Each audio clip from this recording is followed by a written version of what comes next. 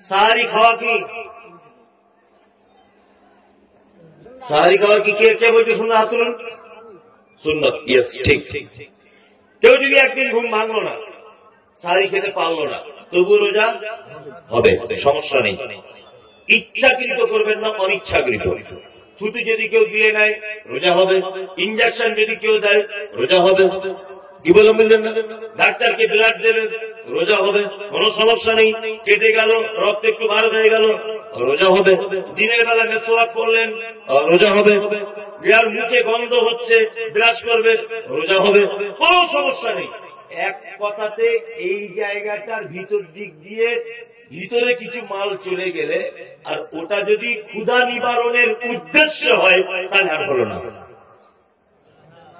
কি বলছি বুঝতে পারছেন? সহজ জিনিস জানা হয়ে গেল। আর একটা জিনিস আপনি জেনে যান,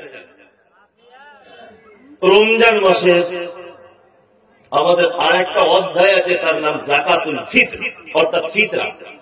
ফিতরা আছে না? আছে তো? আচ্ছা, ফিতরা কখন দিতে হবে? এই ব্যাপারটা হানাফি, সাফি, মালিকি, দেওবন্দি, জামাত ইসলামী, পাথরচাপড়ি, আজমিরি, কাশ্মীরি, ওই আপনার ফুলপুরা, ওই দরগা, মাজার, ফারাইজি, তবলিগি কেউ জানে না। জানে সবাই, আমল করেন। আমি বলে দিয়ে যাচ্ছি, এটা আমল করার চেষ্টা করবে ইনশাআল্লাহ। নেতা আমার এই কথা বলছে কে? কথা বলবেন না, আমি গুরুত্বপূর্ণ কথা বলছি, কথা বলি। আমাদেরকে বেরোন। অনেক সময় আমরা ফেতরা কেন দিই এটা আগে জানতে হবে। হবে কি হবে না? কেন ফেতরা দিই বলুন? ইয়েস, রমজান মাসে রোজা রাখতে গিয়ে যদি ছোটখাটো কোনো ভুল ত্রুটি হয়, তাহলে ফেতরার মাধ্যমে সেই ভুল ত্রুটিগুলো কি হয়? মাফ করে দেওয়া হয়। অনেক লোককে দেখেছি 15টা রোজাতে ফেতরা দিয়ে দিয়েছে।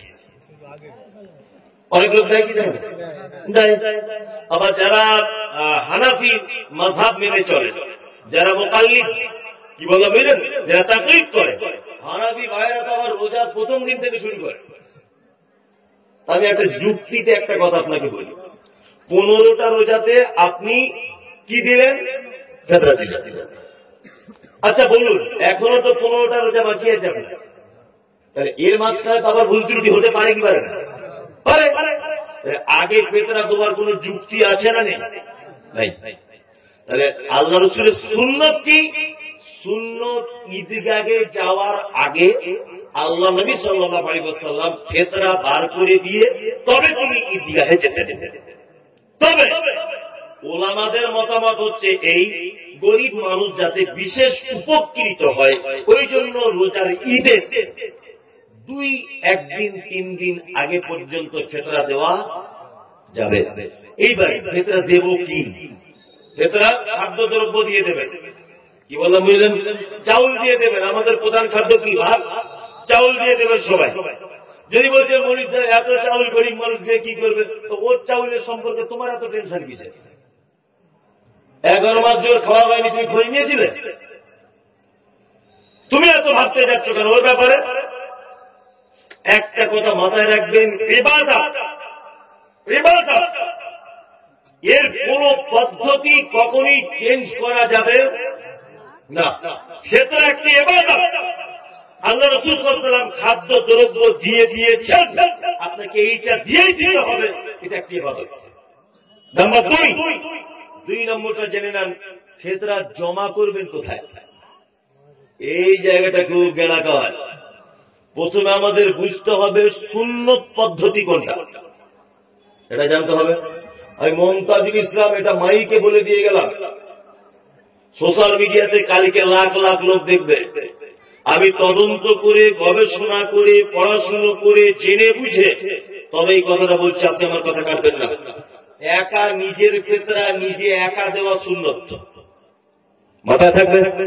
যদি বলছেন মৌলভী সাহেব তাহলে মসজিদে এক জায়গায় করা যাবে না, এক জায়গায় করা যাবে।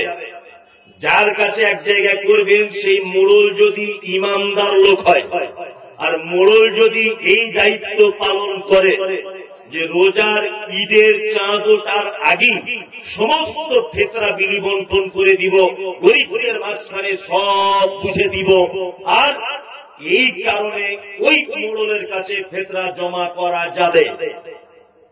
যে ফেতরা ইমানদারিতার সাথে মোড়ল ঈদের চাঁদ ওঠার আগে পর্যন্ত গরিব মানুষদের বাড়িতে পৌঁছে দিবে, এই মোড়ল বা এই মসজিদ কমিটির কাছে জমা করা কি যাবে। আর যে মসজিদ কমিটি ঈদ হয়ে যাবার 13-14 দিন পরে ফেতরা বিলি করছে, এই মসজিদ কমিটিকে ফেতরা জমা করা যাবে না। মনে থাকবেন, কোন সরকার গল্প নেই এখানে। যে সরকার মুহাম্মদ সাল্লাল্লাহু আলাইহি ওয়াসাল্লাম আমাদের মূল কথা কি বলছি বুঝতে পারছেন না? যে সমস্ত যে সমস্ত সর্দার ভাইরা আছেন, ফেতরা জমা হবে, ফেতরা জমা হবে, আর ওই জমা ফেতরা চাঁদ ওঠার আগে আগে গরিব মানুষদের বাড়িতে পৌঁছে দেবেন সর্দারেরা। এটাই হচ্ছে সুন্নাত। আপনি মানবেন না মানবেন আপনার, আপনি 1.5 মাস ধরে বলি করি, আমি আপনাকে গাল দিতে যাবো না, মারতেও যাবো না। সুন্নাত যেটা সেটা বলে দিলাম। কি বলছি বুঝতে পারছেন? আপনি মানলে মানুন, না হলে ছেড়ে দেন, কোন সমস্যা নেই। তো কথা বলে কোনো দরকার নেই। কোন সর্দার যদি এই কাজে যুক্ত থাকে, এখানে যদি থাকেন সর্দার সাহেব, অবশ্যই আপনি গরিবের বাড়িতে ফেতরাটা চাঁদ ওঠার আগে পৌঁছে দেবেন। তার মাল আটকে রাখার অধিকার আপনার নেই। ফেতরা কেন? গরিব মানুষ আপনার ঈদের আনন্দে যাতে অংশগ্রহণ করতে পারে, আপনার বাচ্চা যে নতুন জামা পড়েছে তার বাচ্চাও যেন পড়তে পারে, আপনি ঈদের দিনে যে লুঙ্গি দামি পড়েছেন ও যেন সেই ঈদের লুঙ্গিটা পড়তে পারে, দামি লুঙ্গি। এই কারণেই আল্লাহ রাসূল ফেতরার ব্যবস্থা করেছেন। আপনি কেন, কোন নিয়মে, কোন পদ্ধতিতে আপনি তার ফেতরাকে আটকে রাখলেন? তার বাড়িতে পৌঁছে দিতে হবে, এটাই হচ্ছে সুন্নাত। আমরা সঠিকটা মানার চেষ্টা করবো ইনশাআল্লাহ, ইনশাআল্লাহ, ইনশাআল্লাহ। আর একটা দুটো মসলা মাসাইল আপনাদেরকে বলে দিই, এগুলো জেনে রাখলে খুব উপকার হবে। অনেক সময় আমরা গ্রাম্য বাংলার মানুষ একটা কথা বলি, কেউ যদি ইচ্ছা করে একটা রোজা যদি ভাঙে, সারা জীবন রোজা করে ওইটা শোধ করা যায় না। বক্তব্য দেয় না, আর লোকও তাই ভাবে। জি না, এটা মিথ্যা কথা। সত্য কি, আপনি রমজান মাসে রোজা রাখতে পারেননি, ইচ্ছা করি একটা রোজা ভেঙে দিয়েছেন। কি করে ভেঙেছেন? ভাত খেয়ে, খিদে লেগেছিল, ভাত খেয়ে ফেলেছেন। চায়ের দোকানে গিয়ে নেশা সামলাতে পারেনি, চা পান করে গিয়েছেন। আপনি একটা ফরজ ইবাদত ছেড়ে দিয়েছেন, সেটা কাবিরা গুনাহ করেছেন। কি বললাম বুঝলেন? এই গুনার জন্য আপনি আল্লাহর কাছে তওবা করুন, ইনশাআল্লাহ আল্লাহ আপনাকে ক্ষমাশীল, ক্ষমা করে দিবেন। একটা রোজা ভেঙেছি বলে সারা জীবন রোজা করতে হবে, তাও শোধ করা যাবে না, এটা মিথ্যা কথা। খাদ্য দিয়ে, মানে খাবার জাতীয় জিনিস দিয়ে যদি কেউ রোজা ভাঙে, তাহলে তার কাফারা এটাই যে সে কাবিরা গুনাতে লিপ্ত হলো, দোয়া করতে হবে, আল্লাহ তার ক্ষমা করে দিবেন। শুধুমাত্র রোজা যদি স্বামী স্ত্রী মিলন করে যদি কেউ ভাঙে, তার কাফারা আছে। দুপুরবেলাতে স্বামী স্ত্রী শুয়েছিল, কোন কারণে মানে সে স্বামী স্ত্রীর মিলনে লিপ্ত হয়ে গেছে, দুজনেরই রোজা ভেঙে গেছে, ফরজ রোজার সময়, এর জরিমানা আছে। জরিমানা কি? ওই যে গোলাম আজাদ করতে হবে, 60টা রোজা রাখতে হবে, না হলে 60টা মিসকিন খাওয়াতে হবে। 30টা রোজাতেই যদি এই ঘটনা ঘটায়, তাহলে 60টা আরো পারবে? 30টাতেই যদি এই ঘটনা ঘটিয়ে দেয়, 60টা পারবে? তার মানে সব থেকে ভালো আমাদের বর্তমানে যৌবনের যা চাহিদা, রমজান মাসে আমার মনে হয় এসব আলোচনা না করাই ভালো। তবুও করে দিচ্ছি, স্বামী স্ত্রী একটু দূরে থাকাই ভালো, একটু দূরে থাকা ভালো। কারণ বাই চান্স শয়তান তো ইচ্ছা করে সব সময়ই আপনাকে মনে কুমন্ত্রণা দিবে। কি বললাম বুঝলেন না? তারপর ইফতারি করার থেকে নিয়ে সাহারি পর্যন্ত আপনি আপনার স্ত্রীর কাছে গমন করুন, কোন সমস্যা নেই, কোন সমস্যা নেই। এইবার আপনাদেরকে আর একটা কথা বলে দিই, আমাদেরকে আল্লাহ রোজা ফরজ করেছেন কেন, এটা জানা লাগবে কি লাগবে না? লাগবে। আল্লাহ তাআলা বলছেন, ইয়া আইয়ুহাল্লাযীনা আমানু কুতিবা আলাইকুমুস সিয়াম কামা কুতিবা আলাল লাযীনা মিন ক্বাবলিকুম লাআল্লাকুম তাত্তাকুন। তোমাদের জন্য সিয়াম ফরজ করা হয়েছে। রোজা কি ফরজ? কেন ফরজ করা হলো? আল্লাহ বলছেন লাআল্লাকুম তাত্তাকুন, যাতে তোমাদের ভিতরে পরেশগারিতা জন্ম হয়, যাতে তোমাদের ভিতরে তাকওয়া আল্লাহ ভীতি জন্ম হয়। এই আমি একটা যুক্তি দিয়ে কথা বলছি, দেখুন কত মজা লাগে। আচ্ছা, এই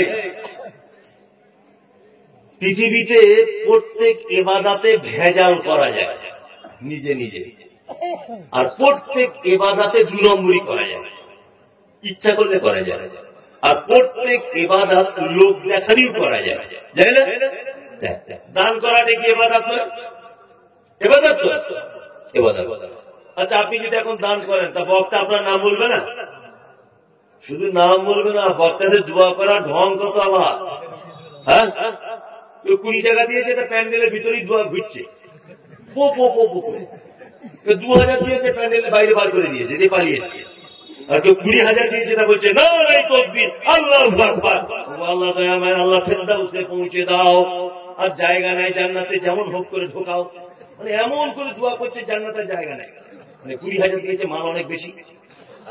তাহলে বক্তারাও অনেক চালাক।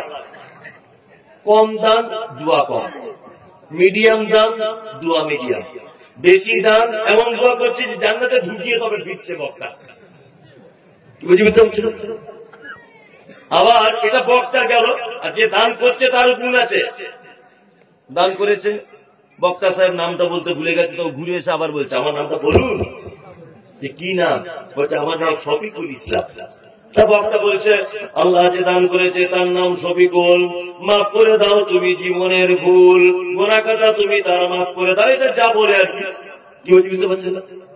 এখন শফিকুল যখন নামটা বলছে, ও অত দূর চলে গিয়েছিল, আবার ঘুরে এসে বলছে আপনি আলেম মানুষ এত ভুল করেন। আমি টাটকা 2024 সালে হজ করে এলাম, বলুন আলহাজ শফিকুল 20,000। তার মানে কি আলহাজটা বাদ দিয়ে গেছে। আর যদি তার নাম না বলা হয় আগামী বছর আর দান করবে না। তার মানে বোঝা যায় যে এই দানের ভিতরে অনেক রকমের বদমাইশি থাকে, থাকে কি থাকে না? লোক দেখানোর ব্যাপার থাকে। মেয়ে বিয়ে দিয়েছেন, হাজি সাহেব বিয়াই হয়েছে, আপনি তো বেনামাজি। আবার হাজি সাহেব এসছে আপনার বাড়িতে বিয়াই, ও যাচ্ছে জোহরে মসজিদে, আপনি যদি না যান মান সম্মানের ব্যাপার। তখন বলছে মাসপিরার মা বাক্স থেকে পাঞ্জাবিটা বার করেন, একটু যায়, আজকে কিছু করার নাই। এটা করা যায়। আর অনেক লোক করে কি করে না? করে। লোক দেখে নিয়ে ইবাদত করা যায়। সারা বছর খোঁজ খবর কিছু নাই, ঈদের দিনে এমন পাঞ্জাবি পরে যাচ্ছে মনে হচ্ছে আব্দুল কাদের জেলানি আসছে আমাদের ঈদগায়। সারা বছর খোঁজ নাই, এরকম লোক আছে। এগুলো ঢং করা যায়, করা যায় না? ঢং করা যায়। একটা সার্টিফিকেট আছে খুব সহজে কিনতে পাওয়া যায়। পৃথিবীতে সবকিছু অর্জন করতে হয়, একটা সার্টিফিকেট টাকা থাকলে হয়, তার নাম কি? হাজি। সারা জীবন জুয়া খেলো, সুদ খেলো, মদ খেলো, বদমাইশি শেষ নাই, সিনেমা হল ছিল, সব কিছু করেছে। বুড়ো বয়সে বলছে যাই পশ্চিম দিক থেকে ঘুরে আসি, টাকা অনেক বেশি, প্লেনে করে চলে গেল। বাড়ি এসে সবাই বলছে হাজি সাহেব, হাজি সাহেব, হাজি সাহেব, হাজি সাহেব। ও তখন মনে মনে ভাবছে মনে আমি সার্টিফিকেট নিয়ে এসেছি। বললেন হাজি সাহেব না বললে বাদে কেউ যায়, তাই তো? এটাও কিন্তু অনেক সময় চালাকি করে করতে পারা যায়।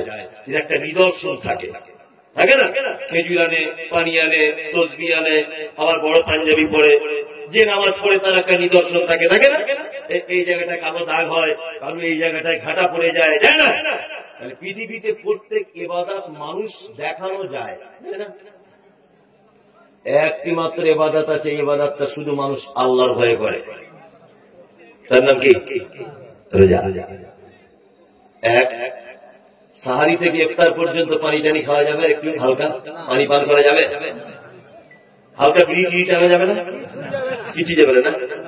ভালোই তো আপনারা জানেন, তাহলে সব টিপচি টালে টানা ফ্রি যাবে না, খাওয়া যাবে না, তাই তো?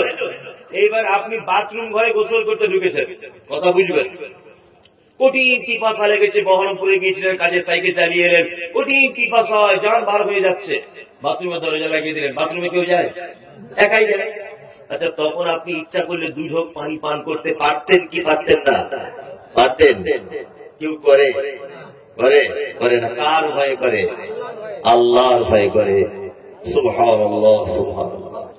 পৃথিবীতে একটি মাত্র ইবাদত, যে ইবাদতে কোনো চালাকি চলে না, কোনো 2 নম্বরই চলে না, লোক দেখানো চলে না, চিটিংবাজি চলে না, ফেরেববাজি চলে না, তার নাম রোজা।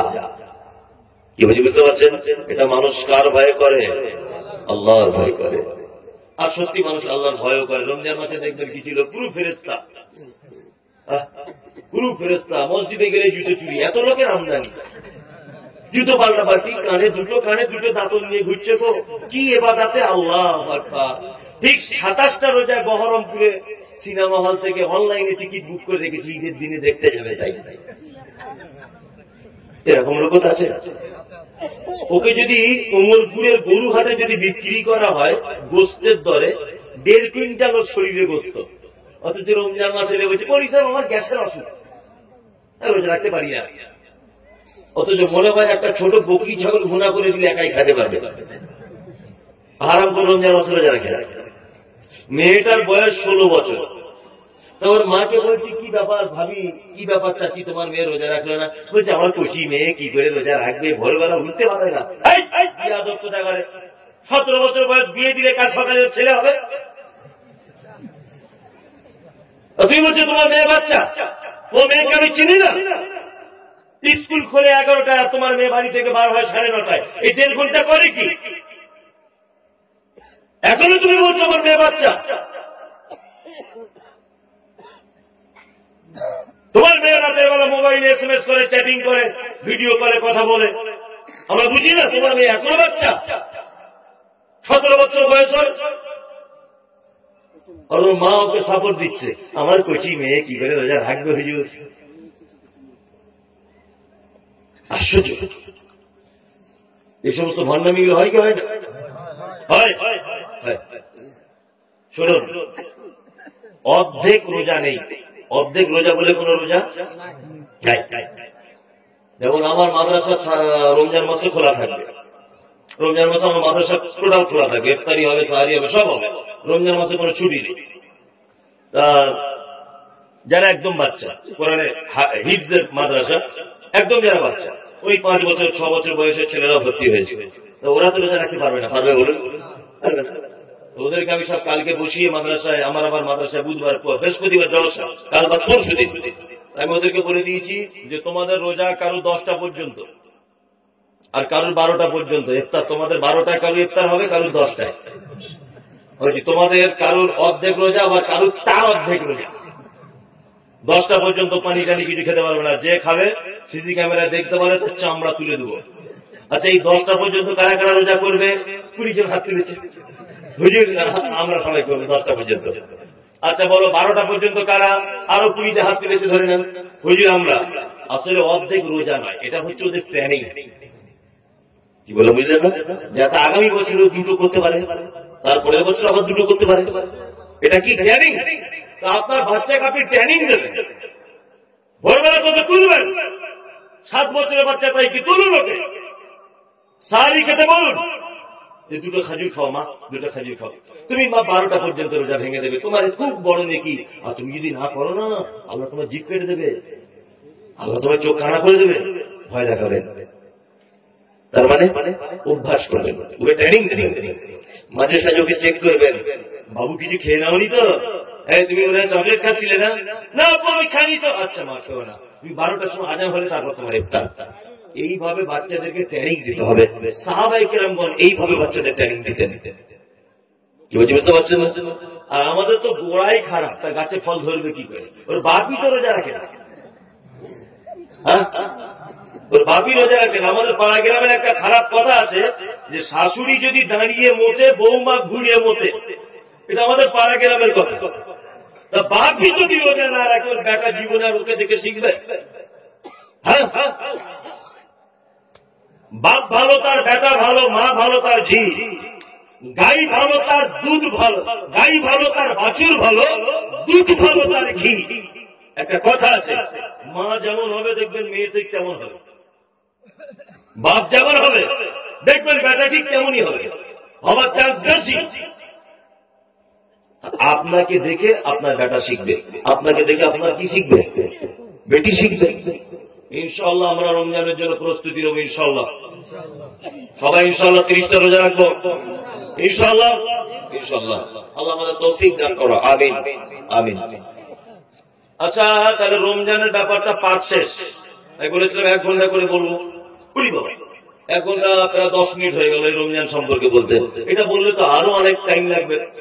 আমি এবারে নফল দান সম্পর্কে আরো আপনাদেরকে কিছু হাদিস এবং কোরআন এবং যুক্তি দিয়ে বোঝানোর চেষ্টা করব। নফল দান আর নফল রোজাটা কেন বলছি বুঝতে পেরেছেন? যে আল্লাহর রাগকে ক্ষমা করা যায়, তাই না? অনেক জরিমানার কাফারা, তাই তো? এবার আমার দিকে ফিরুন। কথা বলছেন কেন? আমার দিকে ফিরতে হবে। প্রথমে আপনাদেরকে বলুন, দান আর সাদকা এটা এক না আলাদা? কে বলছে আলাদা আলাদা? পুরস্কার ব্যবস্থা আছে, বলুন কে? বলুন যে আমি বলেছি, আমি তো মারবো না আপনাকে, বলুন। ও বলেছে না? দান আর সাদকা আমরা অনেক জনাই জানি, এখানে যতজন বসে আছি প্রায় মানুষ জানি আলাদা। আমি মুমতাজুল ইসলাম আপনাদের ভুল ভাঙাতে এসেছি। যার নাম লাউ তার নাম কদু। আরবিতে বলে সাদাকা, বাংলায় বলে দান। যার নাম দান তার নাম সাদাকা। একটা জিনিস জানা হয়ে গেল, দান আর সাদকা একই। নাম্বার 2, ফরজ দান আছে আর নফল আছে। ফরজ কি? ফরজ হচ্ছে সংসার পাতি চালানোর পর 1 লক্ষ টাকা বাঁচলো, 2.5% জাকাত, এটা কি ফরজ? আপনি দিতে বাধ্য। এইবার সাধারণ দান কোনটা? এই জলসাতে চাঁদা তোলা হচ্ছে, আগামী বছরে যাতে জলসা হয় এই খরচার জন্য, এটা দান নাম নাকি? সাধারণ দান। আবার দান 2 ভাগে বিভক্ত। কয় ভাগে? 2 ভাগে বিভক্ত। একটা সাধারণ দান আর একটা সাদকায়ে জারিয়া। কি বললাম বুঝলেন? এখন সাধারণ দান, আপনি বহরমপুর হোটেলে ভাত খেতে ঢুকেছেন, একটা বাচ্চা ছেলে বলছে বাবু কিছু দাও না, বাবু কিছু দাও, বাবু কিছু দাও। আপনি বাচ্চা ছেলেটাকে হাতে করে ধরে হোটেলের ভিতরে নিয়ে গেলেন, তাকে কিছু খাইয়ে দিলেন। আচ্ছা, এটা দান কি দান নয়? দান। এটা সাধারণ দান। আর সাদকায়ে জারিয়া যে দানের ধারাবাহিকতা বজায় থাকে, এর নাম কি?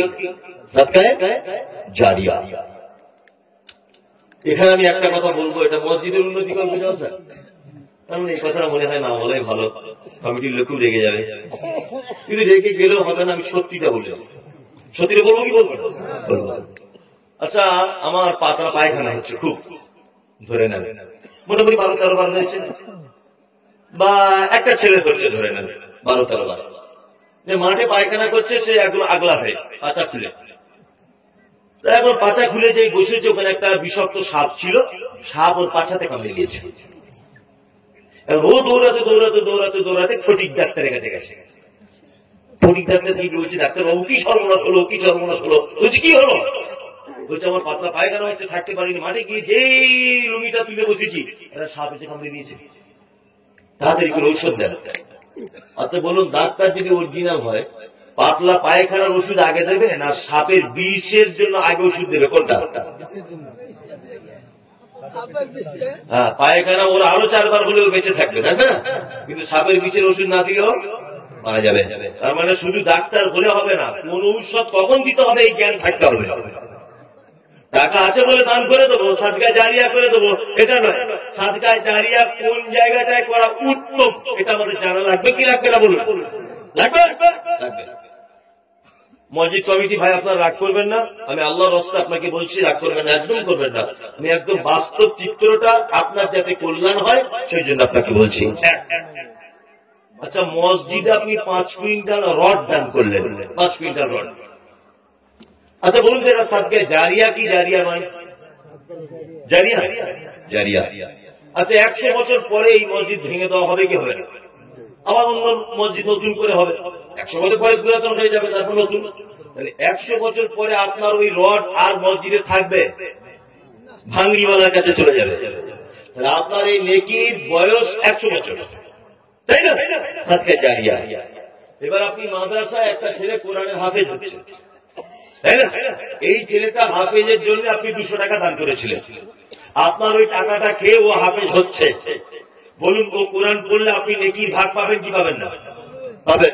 ও হাফেজ হয়ে ও একটা মাদ্রাসায় চাকরি করছে, ও আরো 10 জনকে হাফেজ বানাচ্ছে, তারা আবার 10 জনকে বানাবে, তারা আরো 10 জনকে বানাবে, তারা আরো 20 জনকে বানাবে। এইভাবে কোরআনের শিক্ষার পদ্ধতি কিয়ামত পর্যন্ত থাকবে কি থাকবে না? থাকবে। কিয়ামত পর্যন্ত যত ছেলে কোরআনের হাফেজ হবে এর মাধ্যমে কিয়ামত পর্যন্ত আপনার অ্যাকাউন্টে নাকি জমা হতে থাকবে ইনশাআল্লাহ। তার মানে বোঝা যাচ্ছে সাদকায়ে জারিয়ার সব থেকে উত্তম জায়গা হচ্ছে কোরআন তেলাওয়াতের শিক্ষার ব্যবস্থা আছে যেখানে, ওইখানে সাদকায়ে জারিয়া করতে হবে। উত্তম সাদকায়ে জারিয়া। আমি মসজিদে দান করতে মানা করিনি, তবে প্রয়োজন বুঝতে হবে কোন জায়গা আমার লাভ আর কোন জায়গায় লস। আল্লাহ নবী সাল্লাল্লাহু আলাইহি ওয়াসাল্লামের হাদিস, মৌমাছির মতো দেখতে বাড়িতে একটা পোকা বাসা বাঁধে, একাই থাকে। বাথরুম ঘরে, রান্না ঘরে দেখবেন বাসা করে মাটি দিয়ে, এক ফোঁটা পানি দিলে বাসাটা ভেঙে যায়। ওটা কি পোকা বলে? ডুবড়ো পোকা। তোর বয়স কত? বিয়ে করেছিস? সাংঘাতিক বুদ্ধি তো। ভেমরুল না, না, ও যেটা বলেছে ওটা ঠিক, আপনার তো হয়নি। ওটা ভেমরুল বলে, ভেমরুল তো কালো না, ওটা বড়টাকে বলে। আর একটা আছে দেখবেন পাছার দিকে মোটা মতো, মাঝখানের দিকে সরু, আর মাথাটা আছে, ও একাই বাসা বাঁধে মাটি দিয়ে, ছোট্ট করে একটুখানি কালো টাইপের, তাই না? এই শব্দটাই হাদিসে এসেছে। আল্লাহ নবী বলছেন, কেউ যদি তার নিজের টাকা দিয়ে এই মাটি তোলার ওই পাখিটার বাসার মতো একটুখানি মসজিদ যদি নিজের টাকা দিয়ে কেউ যদি উঁচু করে দেয়, আল্লাহ তার জন্য জান্নাতে রাজপ্রাসাদ তৈরি করবে। কি বুঝতে পারছেন? মসজিদ দান করা কোন ব্যাপার নয়, কিন্তু আমি আপনাকে বলছি এই দানের লংজিভিটি 100 বছর। কিন্তু কোরআনের শিক্ষার ব্যবস্থা যেখানে আছে তার লংজিভিটি কিয়ামত পর্যন্ত। কি বললাম বুঝতে পারছেন? এইবার আপনাদের আর একটা কথা বলি, দান আমাদেরকে করতে হবে কেন? কেন দান করবেন আপনারা? আল্লাহ নবী সাল্লাল্লাহু আলাইহি ওয়াসাল্লাম তিনি বলেছেন, ইত্তাকুন্নার ওয়ালা বিশিক্কি তামারিন, তোমরা জাহান্নাম থেকে বাঁচো, যে কোনো মূল্যে বাঁচো। জাহান্নাম থেকে বাঁচার কিছু নেই। তুমি একটা খাজুর খাচ্ছিলে, ওই খাজুরের একটু অংশ তোমার হাতে আছে, ওই অংশটা তুমি আল্লাহ রাস্তায় দান করে দাও, তার বিনিময়ে তুমি জাহান্নাম থেকে বাঁচো। তবুও তোমাকে বাঁচার লাগবে। কি বললাম বুঝলেন? আর একটা আপনাকে বলি, আপনি দান করবেন কেন? আচ্ছা, যে সম্পদগুলো আপনার বর্তমানে আছে, এই সম্পদ কার? আল্লাহ। তো ভালোই তো, আপনারা সব বোঝেন তো। তাহলে আপনার ব্যাংকে যে টাকা আছে, জমি আছে, জায়গা আছে, ধান আছে, ভুট্টা আছে, এগুলো সব কার? আল্লাহ। এবার আমি একটা কথা বলছি, তোমার কাছে আমার 20,000 টাকা জমা রাখো, কালকে যদি বলি যে তুমি আমায় টাকাটা ফেরত দাও, তাহলে তুমি দেবে না রেখে দেবে? কোনটা দেবে? যদি রেখে দাও তাহলে তুমি লোক ভালো না খারাপ? আপনি লোক খারাপ তাহলে, তাই তো? আচ্ছা, এবার আল্লাহ একটা শব্দ ব্যবহার করছে কোরআনে, দেখুন, এইভাবে বুঝিয়ে আপনাকে কেউ বলবে না। আল্লাহ বলছেন, আনফিকু মিম্মা রাযাকনাকুম, তোমরা খরচা করো, আমি তোমাদেরকে যে রুজি দিয়েছি তার থেকে খরচা করো। তাহলে রুজির মালিক কে? সবাই বলুন, রুজির মালিক কে? আল্লাহ। আল্লাহ বলছে, আমি যে রুজি দিয়েছি তার থেকে তোমরা মসজিদে কিছু দান করো, তার থেকে তোমরা এতিম ফকিরকে দান করো, তার থেকে তোমরা অসহায়কে দান করো। তাহলে রুজির মালিক যদি আল্লাহ হবে, তা সে তার টাকা চাইছে, আপনি দিবেন না কেন? সে তো তার টাকা চাইছে, আপনি কেন দেবেন না? আল্লাহ তো একবার বলিনি যে তোমার টাকা তুমি দান করো। আল্লাহ বলেছে, আনফিকু, তোমরা খরচা করো, মিম্মা রাযাকনাকুম, আমি তোমাদেরকে যে রুজি দিয়েছি। রুজির মালিক তাহলে কে? তাহলে আল্লাহ চাইছে আপনার কাছে, তাহলে দেওয়া লাগবে কি লাগবে না? লাগবে। চাইলে তো আপনি দেন না, তার মানে আপনি লোক ভালো না, তার মানে আপনি কি? হিসাব, হিসাব কি হিসাব? হিসাব। আরে বক্তাদেরকে এত চাওয়া লাগবে কেন? দান করো, দান করো, ওকে মমে না, তাছাড়া তুমি জান্নাত পাবে না। এটা ঢং করার কি দরকার? যার মা সে চাইতে তাহলে ফেরত দিল। আসলে আমরা কোরআনের শব্দগুলো বুঝতে পারি না। কি বলা বুঝলেন? আর একটা জিনিস আপনাদেরকে বোঝালে দেখবেন আরো মজা লাগবে, দান কত গুরুত্বপূর্ণ জিনিস। আচ্ছা, আমাদের পাড়া গ্রামের কোন মানুষ যখন মারা যায় তখন আমরা কি করি বলুন তো? মারা যাবার আগে তার ছেলেরা, তার মেয়েরা, তার বৌমারা, তার স্ত্রীরা চারিদিকে বসে বসে না, বলে কি বলে, বাপ গো চলে যাচ্ছি গো, আর জীবনে দেখা হবে না, হাবি যাবি, তোকে ছাড়া থাকবো না, হাবি যাবি, অনেক কিছু বলে।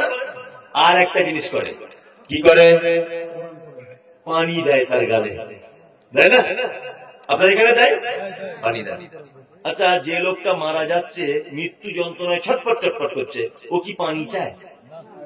বড় মেয়ে তুই একটু ওই যে এদিকে টাকা দিতে, ওই দিক থেকে যাবে, যে যা দিচ্ছেন যান ওই দিক থেকে গিয়ে বসুন, আমার একটু পানি দিয়ে কলিজা ফেটে যাচ্ছে, এরকম কিছু বলে? এবার চমৎকার একটা হাদিস শুনুন, সে কি বলে, মরার আগে হাদিসটা শুনুন। আল্লাহ নবী বললেন, একটা মানুষ যখন মারা যায়, মারা যাবার আগের মুহূর্তে সে মালাকুল মওতকে নিজে চোখে দেখতে পায়। বন্ধুরে আমার, আল্লাহর নবী বলেছেন, এক গ্লাস পানি থেকে এক ফোঁটা পানি যদি মাটিতে পড়ে যায় যেমন আওয়াজ হয় না, একজন ইমানদার মানুষের আত্মাকে যখন মালাকুল মওত যখন ধরে, তার আত্মাটাকে পার করে নেয়, তার ডান দিকে, তার বাম দিকে, তার পিছনে, তার সামনে, তার বেটা বসে থাকে।